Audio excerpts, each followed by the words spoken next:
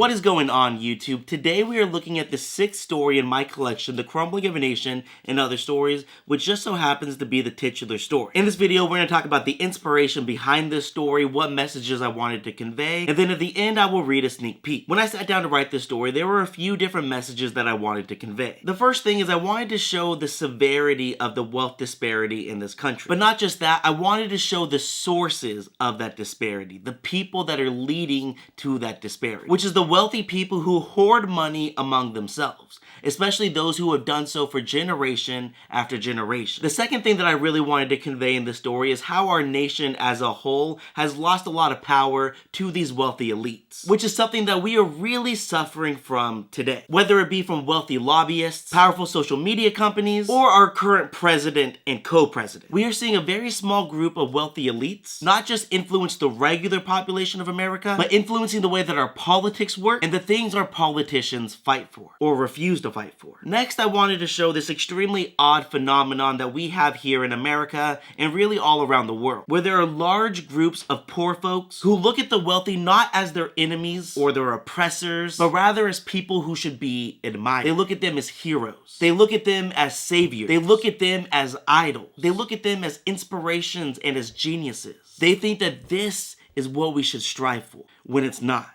These people are not wealthy because they are better than us. They are simply wealthy because they refuse to give it away. They have chosen money over morals. They have chosen themselves over humanity. And yet, too many people do not see this reality. They believe that if they behave in the same way as these rich people, that somehow they themselves will become rich too. But that is simply not a reality here in America. If one does not come from wealth, it is extremely difficult to build it. And everybody who has that wealth is going to do whatever is in their power to keep you from joining them. Because if you join them, that just means that there's less of the pie for them. Which brings me to the last motivation behind my story, which is that no matter how much you worship these people like Donald Trump and Elon Musk, they will never care about you. Or if they do care about you, they will only care about you up until the point that you have something to give to them. Something like power, something like influence, something like more money. But as soon as you become useless to them, they will immediately discard you. It doesn't matter what you have done for them in the past. If you cannot do anything now,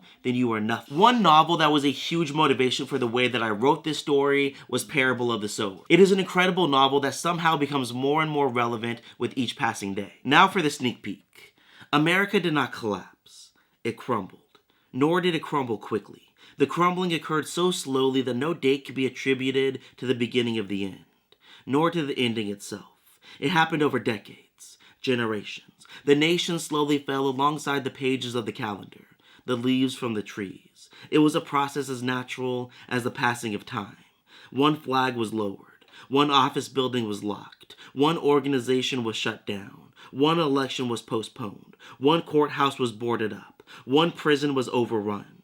And then another, and then another, until every flag had been lowered, every office had been locked, every organization had been shut down, every election had been indefinitely postponed, every courthouse had been boarded up, and every inmate had escaped. And Francis Smith, the future heir of the Smith Empire, watched this crumbling occur through the floor-to-ceiling windows of his New York City penthouse, located on the 67th floor, which provided him with an unobstructed, panoramic view of Central Park.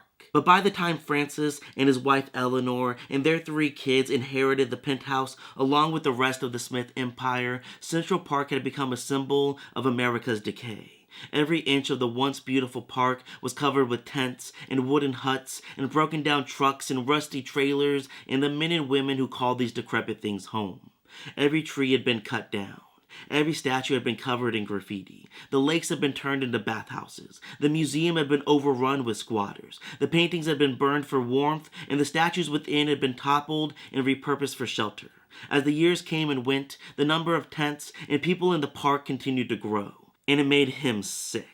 After all, his ancestors had worked incredibly hard to purchase this penthouse on the 67th floor, and they had paid an exorbitant amount of money for it. One of the reasons they were willing to spend so much of their hard-earned money to buy the penthouse was because of the beautiful view it provided of Central Park. And yet, in just a few short decades, the park, the view, and the value of the property itself had been entirely ruined.